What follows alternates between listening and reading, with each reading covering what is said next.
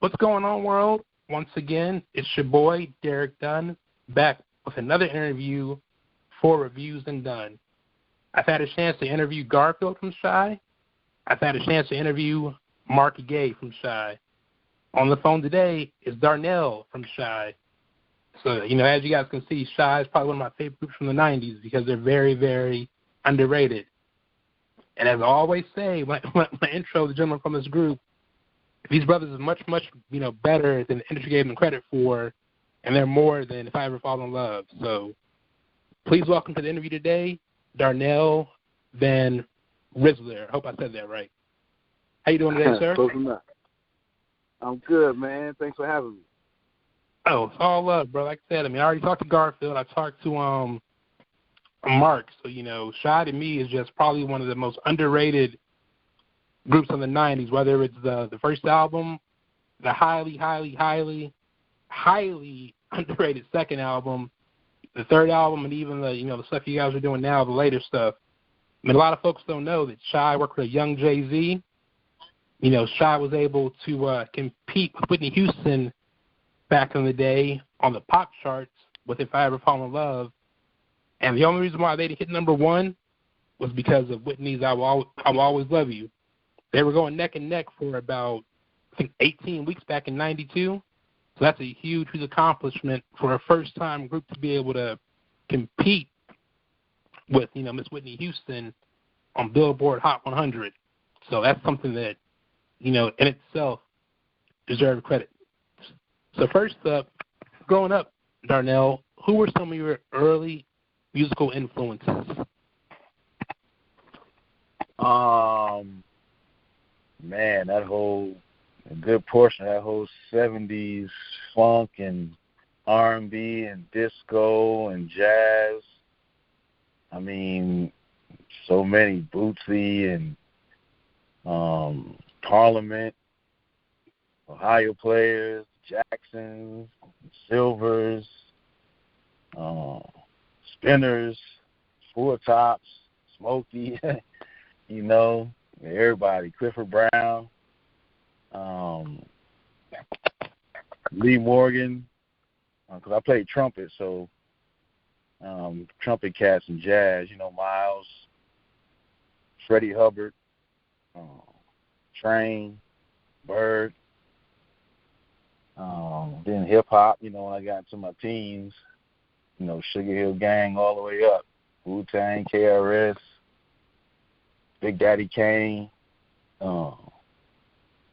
Juice Crew, oh man, so many influences. Yeah, so a nice eclectic of numerous artists. How did you end up linking up Carl and Mark to form Shai? You said how did it happen? Yeah, how did you link up? The short version, I know that you and Garfield were roommates, right? Yeah, at Howard University. And then Carl and Mark were already in a group because of the fraternity? Yeah, something like that. Well, I pledged with Carl, Alpha Phi Alpha, and Mark was our big brother. He pledged a year before us, so he pledged us. And,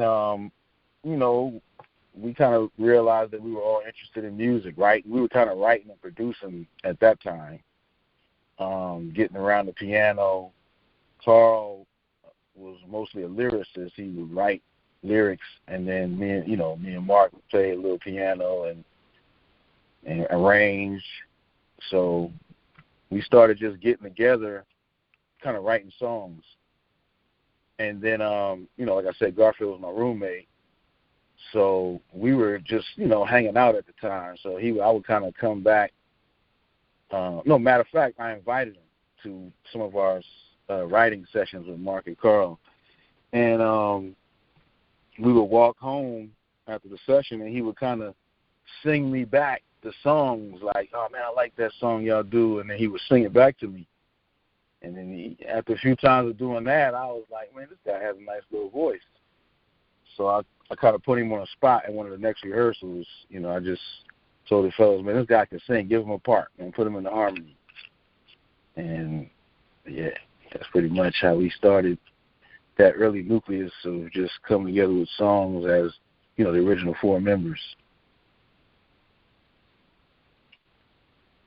When I interviewed both Garfield and Mark, they mentioned the legendary Howard Talent Show. Now, both those cats told me that the crowd at the Howard Talent Show can be as tough as the Apollo. What are your thoughts on that?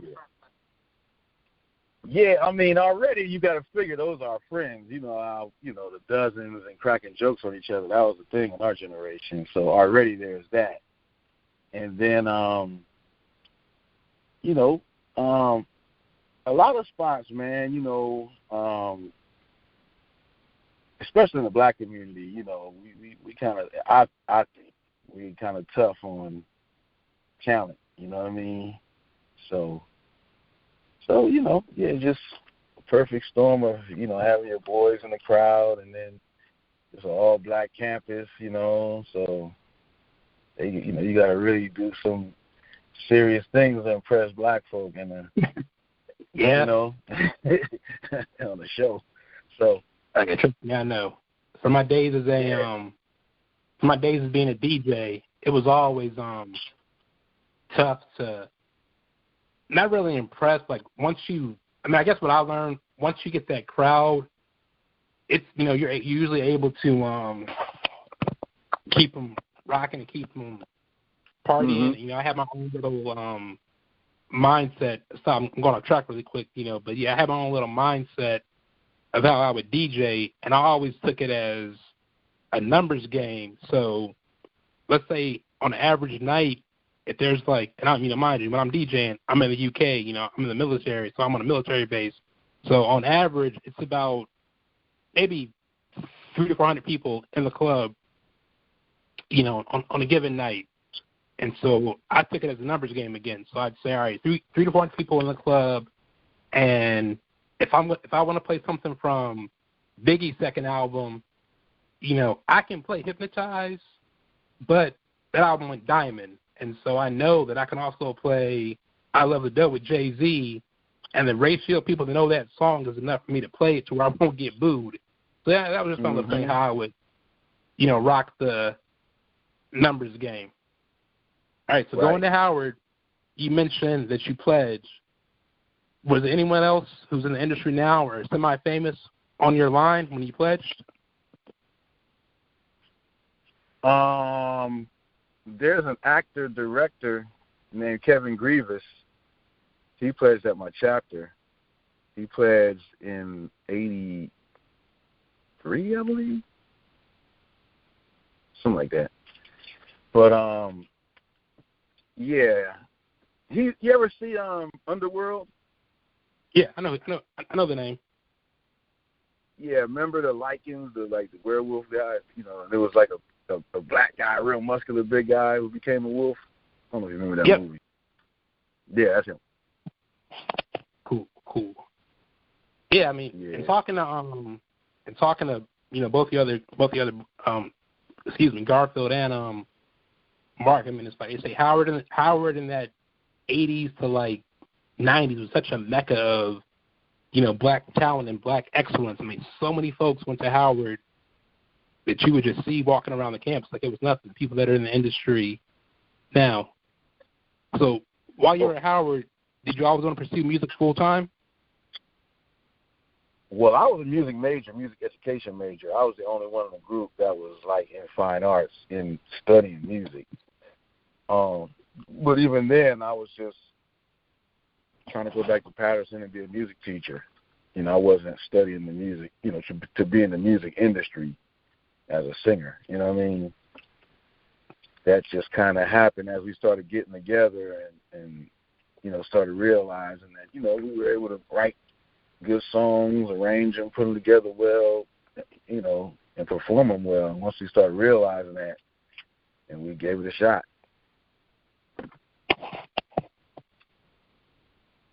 The debut single, If I Ever Fall in Love, was such a huge song, especially with the remix.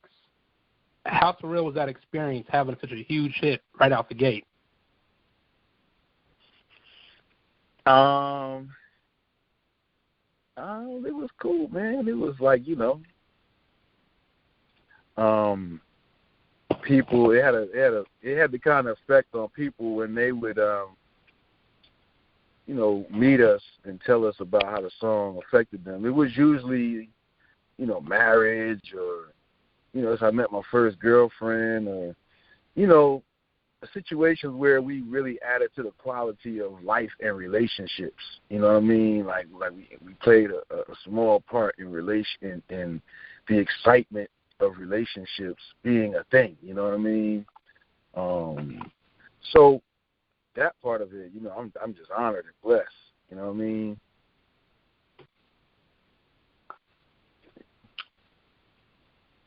The debut goes double platinum, and you guys are everywhere in '93. I mean, I remember the Family Matters appearance.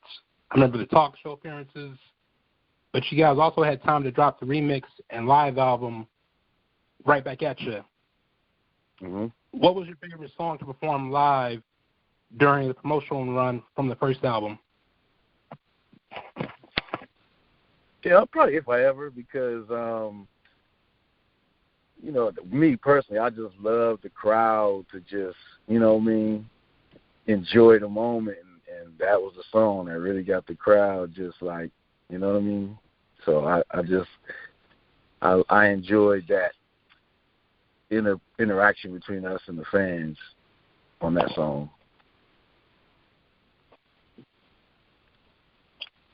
I know that you're deep into hip hop. So the year's 1992.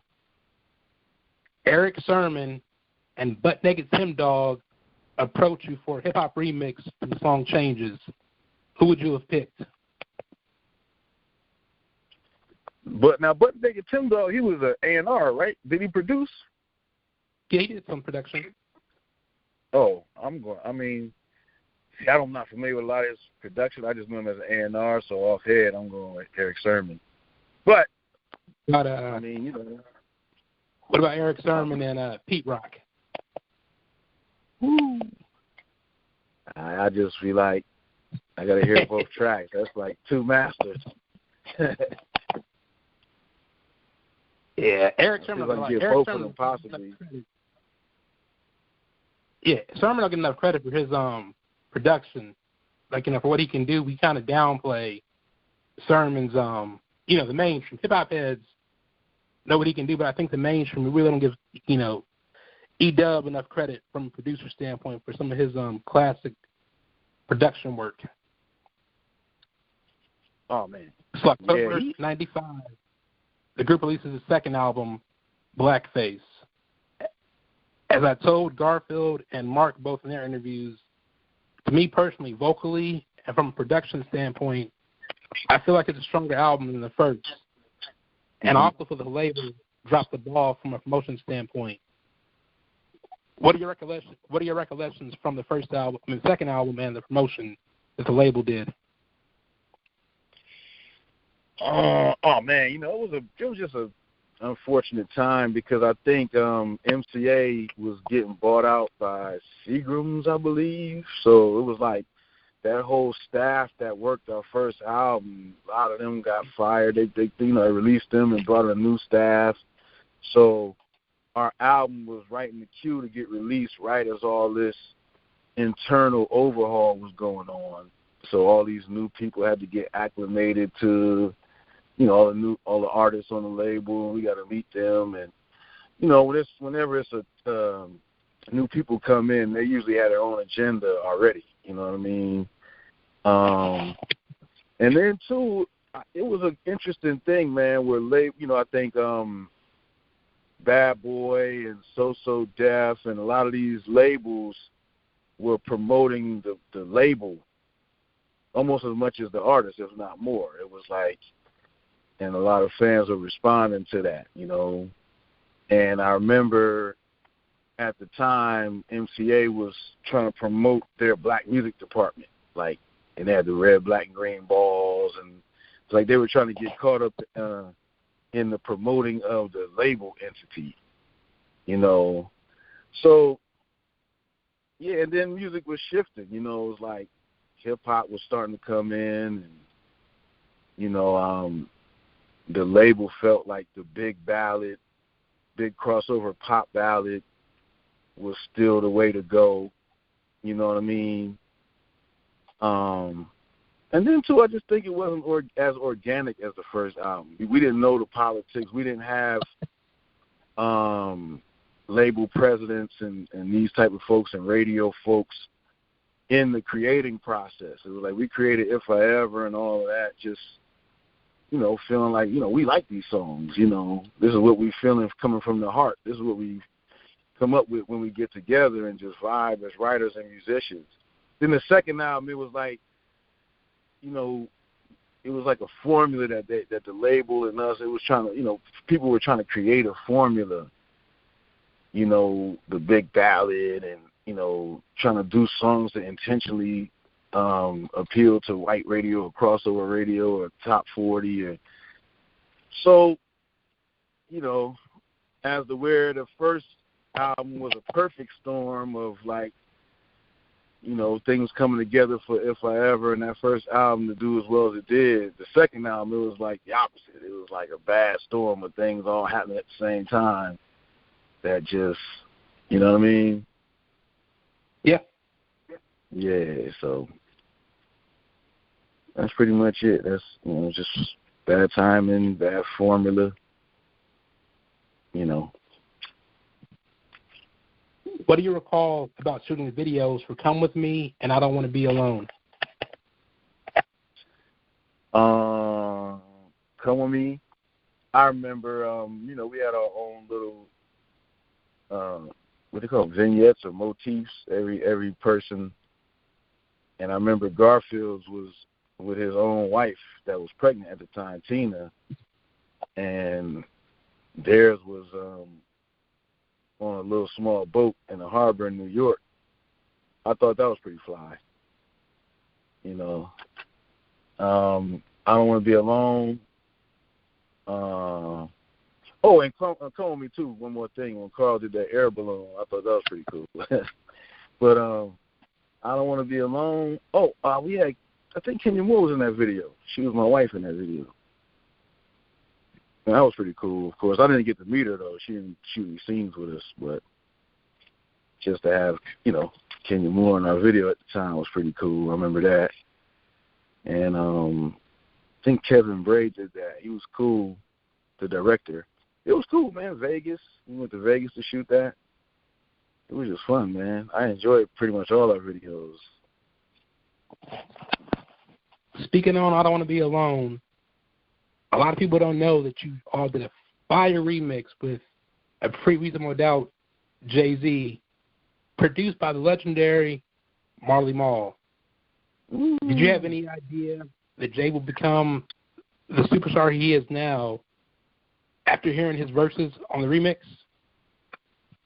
I'm sorry, say that last part again? Did you have any idea that Jay will become the superstar he is now after you heard his verses on the remix?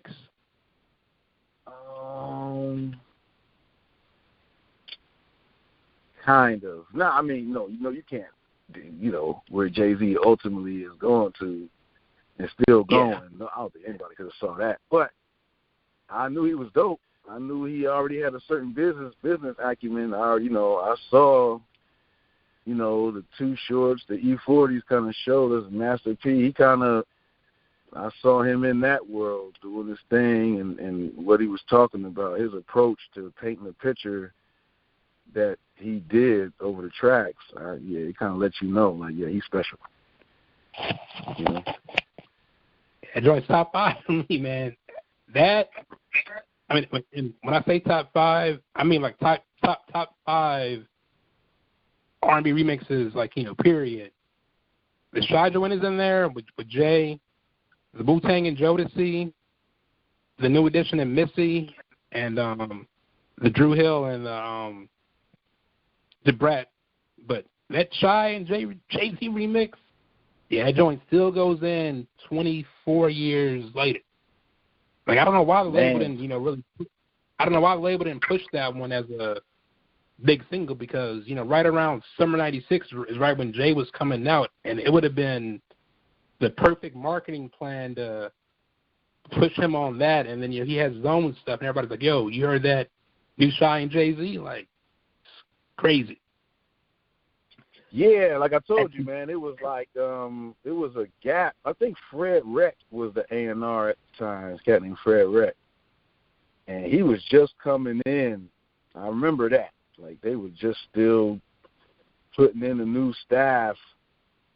You know, when Marley started playing it and getting some spins in New York, and you know, I remember not even knowing who to talk to at the label. Like, you know, like who could greenlight it, you know what I mean, to get the machine behind it, because everybody who I would have talked to on the first album was pretty much gone, give or take a couple of people.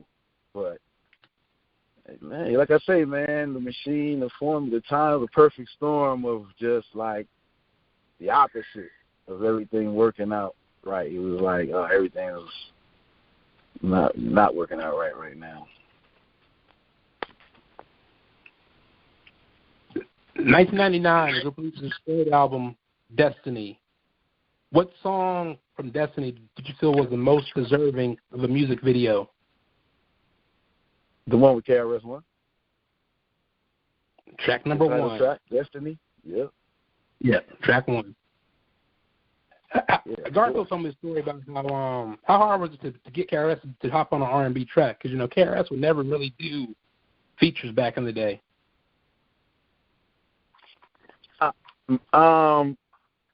I'm assuming, you know, the subject matter, what the song was about.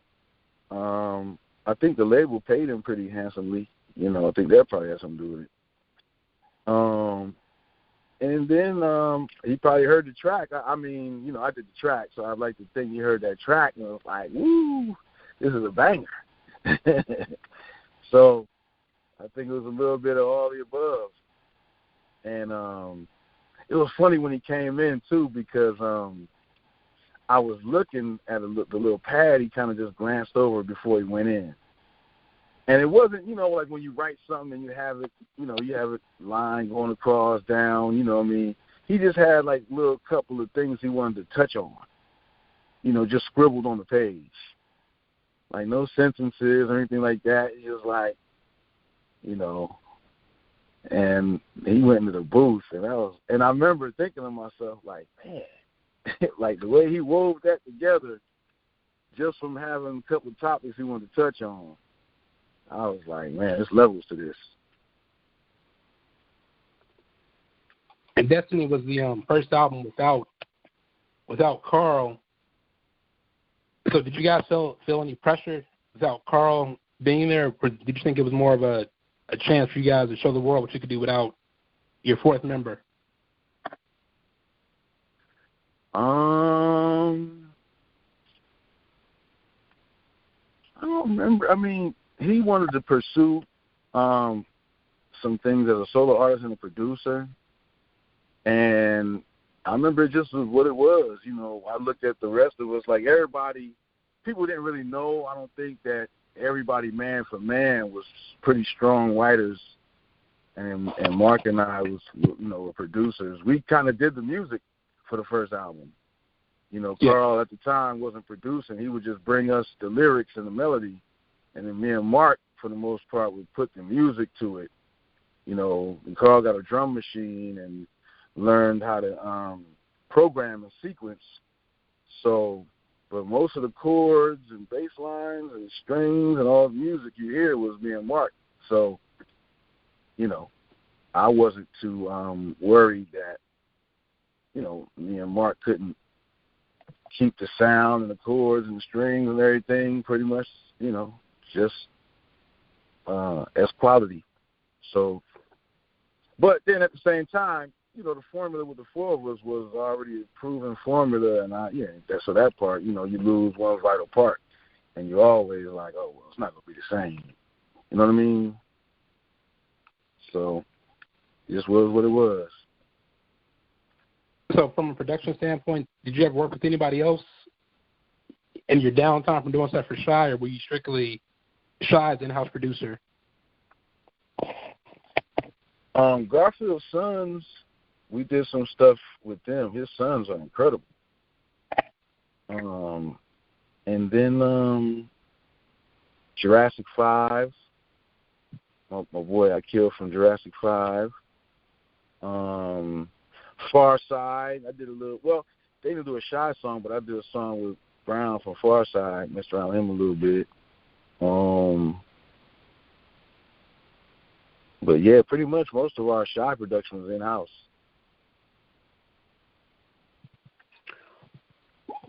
One of my favorite songs from 2004's Back from the Mystery System was Fools Rush In. What was inspiration behind that one from a production standpoint?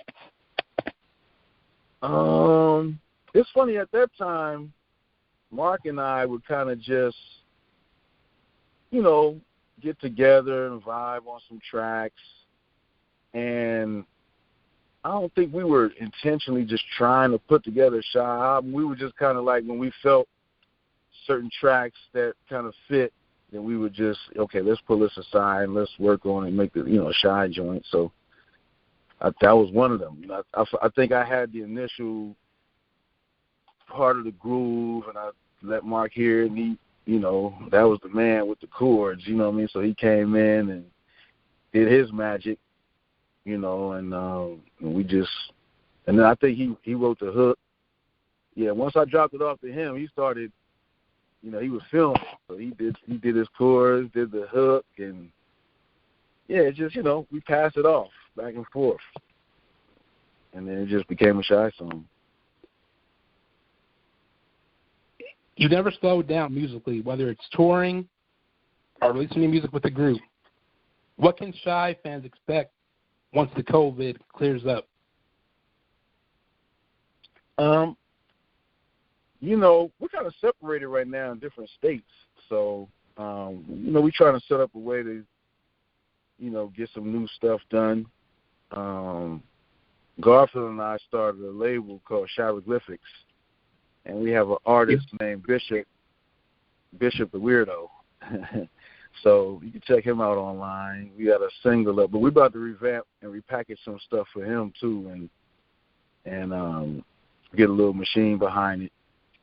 But yeah, we got some new content coming, so be on the lookout.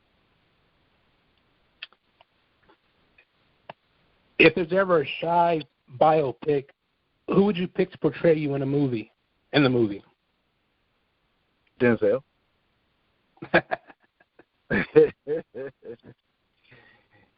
Nah, I don't know. I mean, it depends on which part of the story they tell. They tell young, when we first came out, Shai. I haven't seen too many of the young actors. I don't know them by name too much. But I would go from I'm a fan, so I know you guys have a story, and you could tell the Shai story in a quick, 2 hours.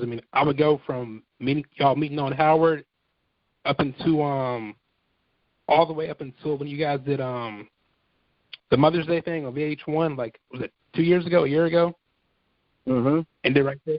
So yeah, you guys have. I'm also a film person, so I know you guys have enough story for a biopic. It's just people just think all you guys have was that one song. I'm like, no, Shai had a lot more than that. These brothers did four albums. They're very, very talented.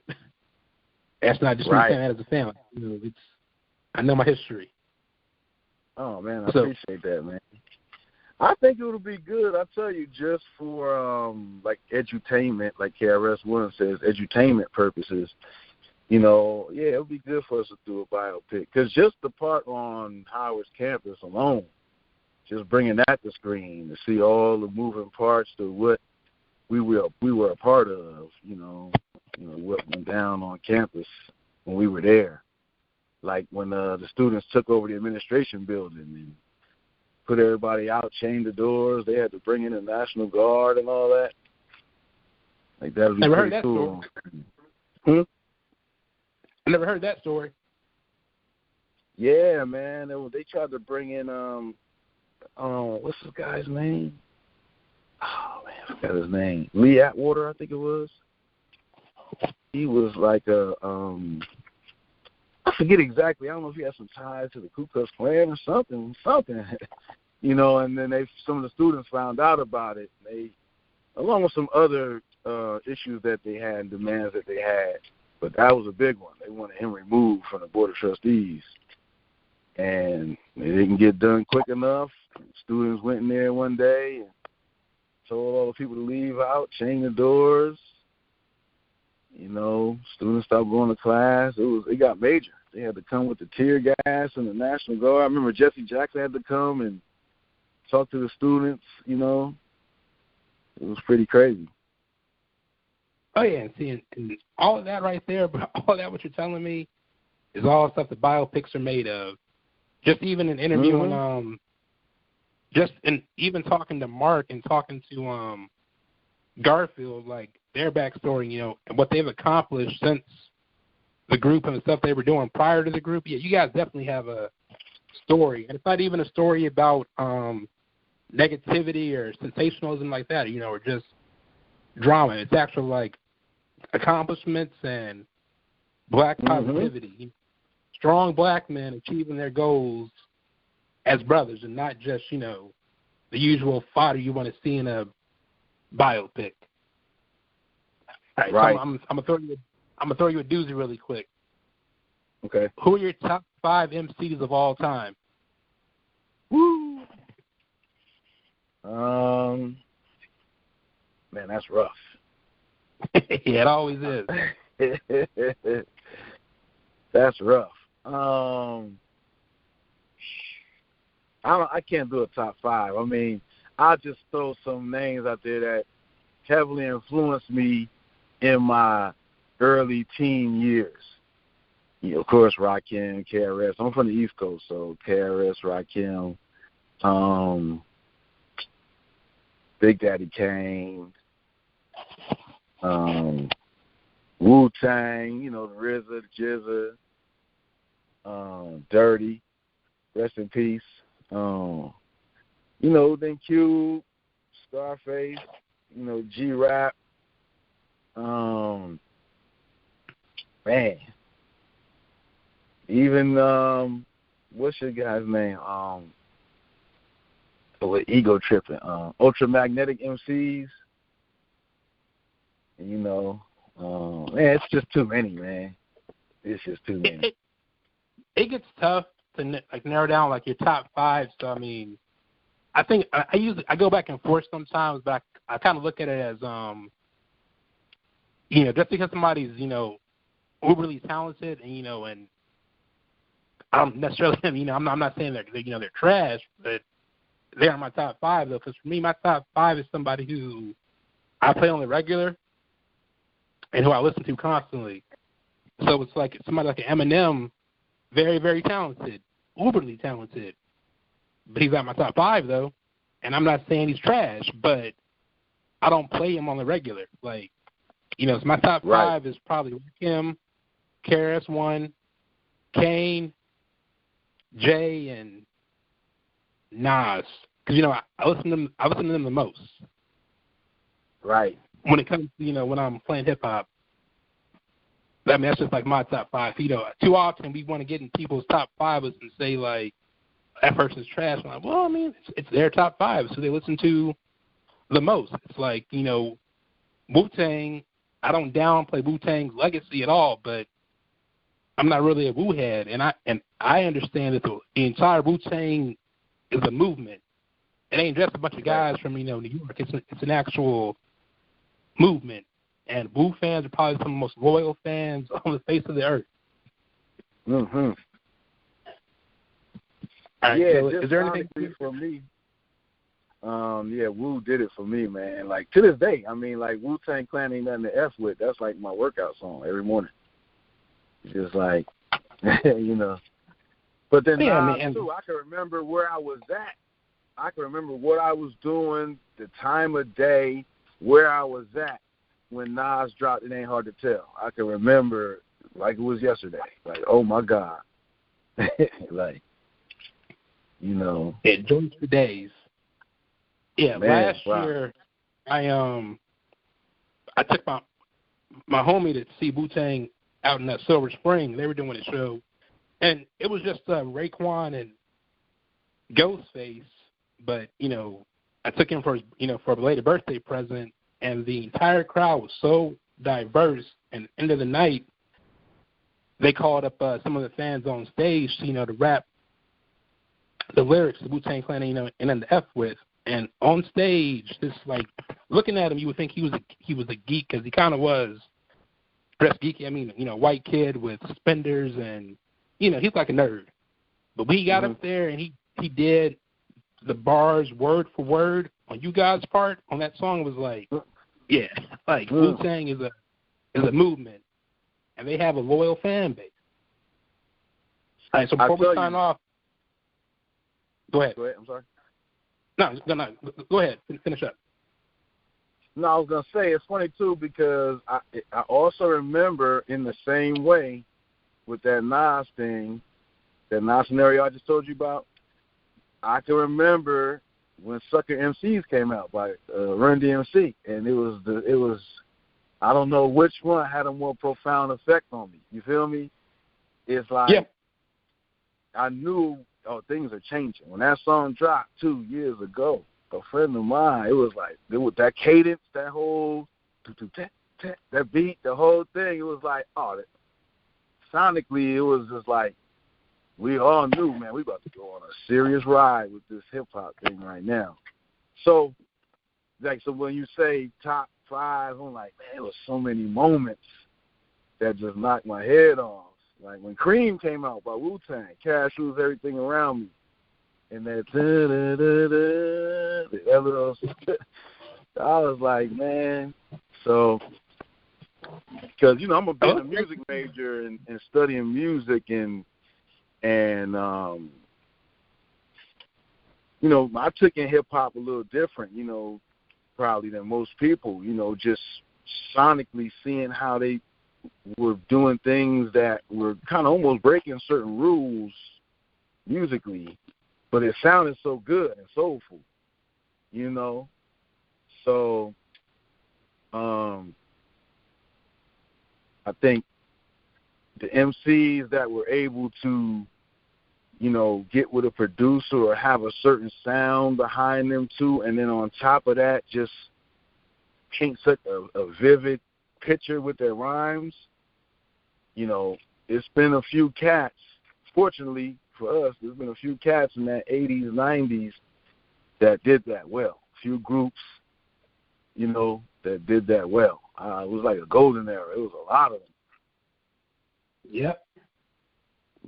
Yeah, it was a great time to be alive. I mean, even me being, a youngster, because I turned 39 next Monday, but just growing up and seeing the effect on hip hop, how it was in that golden age, and then where it eventually went to. I don't know if you remember back in '98, September '98, and on the same day, Outkast dropped Aquemini, Tribe dropped The Love Movement, and Jay dropped Volume 2, Hard Knock Life. And it's like we've never seen. I mean, it's been other releases since then, but I don't think we've ever seen it where you had 3 albums that are all considered like classics. Where a lot of people drop on the same day. Because I can remember, we're all in high school, getting out of school, rushing to Best Buy, and talking to the homies, saying, "Look, if you buy the Jay, you buy the Outkast, I'll buy the Tribe, and then I'll make you a copy on audio cassette, and we'll all have it at the same time." So you couldn't figure out which one to buy because 3 albums dropped on the same day from 3 separate, definite artists that were all just in the peak of their careers, getting to where they got to. And now we really don't have that anymore, to where, because any of the industry's changed. So now it's like we really don't have it to where you get excited about an album. At least I don't get excited about an album dropping anymore, hip hop wise, from anybody that's come out prior to like I'd say 05 and above. Oh yeah, so also dropped something cool. I can stream it. But like if Kane drops something right now, KRS-One drops something right now, Rakim, anybody from hip hop's golden age, I'm going online. I'm going to buy the actual album from iTunes. I'm going to see if I can get a physical copy just to support you because you're making quality music. And not just doing something for the streaming numbers to appease to the masses. I'm not going to say no names, but, you know, it's somebody that involves the Tootsie Slide, you know, so we'll leave it at that. Right. But, I mean, you know, as a music person, you get what I'm saying, and it's the same with you guys. I mean, anything that real R&B groups drop, be it a Shai, be it a, you know, 112, or anybody who I know is producing quality music and doing it for the love of the music and not just to get a quick buck or to say, you know, I have so many streams. Like, man, later for that. Like, give me quality, give me real music, you know, that I can rock with, that I can play in the car with my, you know, my kid, and I'll support it. So thank you as a fan for even dropping the last album that you guys dropped in 2018, Musically Yours. You know, I actually bought the CD. So just to support you guys for giving us quality music, because too often we want to say R&B is dead, and it's not dead. It's just that you guys aren't supporting it because it's out there. You just got to look for it. You're too busy listening to the radio and focusing on, you know, who's in the mainstream, when there's plenty of artists out here still doing quality music and still killing it live. And truth be told, just like I told Garfield, just like I told Mark, I'll put Blackface against any album today, and it kills it, in my opinion, from an R&B standpoint. Just because the production is so strong, and just because the vocals are so strong, and it's like, you know, a dope-ass album. So respect. Oh, you know what, man? I got to mention this, not to cut you off, man, but he'll kill me if I don't. But my brother, Ra Lawrence, back when you asked me that question, did we work with any other producers, man, he's one of the greatest producers, man. Like, he did Hypnotize with Biggie. He did, what's it called? Faith. He did that. He did All About the Benjamins. He did a few joints. You know what I mean? He was with Bad Boy, with the what Puffy call this dude, the Hitman or something like that. The Hitman. He was one of them producers. Yeah. But that was my brother, man. He's still my brother. It's my boy. We went to school together, went to Howard together. He used to be in Two Kings in the Cypher way back. But we got to work with the legendary Amin Ra. So just to answer that question about who we got to work with, producers. But cool. Go ahead. I didn't cut you off. I'm not nice, man. It's all love, bro. So before we sign off, is there anything you want to add? And where can fans find you on social media? I'm sorry, say it again? Before we sign off, is there anything you want to add? And where can fans find you on social media? I mean, you know, you pretty much ended it pretty nice, man, about just supporting the artists, you know, and then artists being able to put out quality stuff for the fans, you know, the supporters, you know. That was pretty much a good way to, you know, wrap it up. And social media-wise, Instagram, I'm at Shai90s, I think, _ Darnell. And Facebook and everything else, just my name, Darnell Van Rensalier. All right. Well, once again, folks, we've had Darnell from Shai on the interview today. I want to thank this brother for taking the time out to chop it up with me. And as always, I highly urge you guys to check out Shai's second album, Blackface, and the remix with JayZ, I Don't Want to Be Alone. One of my top 5 remixes of all time. Until the next time, be blessed, be inspired, and to quote Maurice White, keep your head to the sky. Done, out.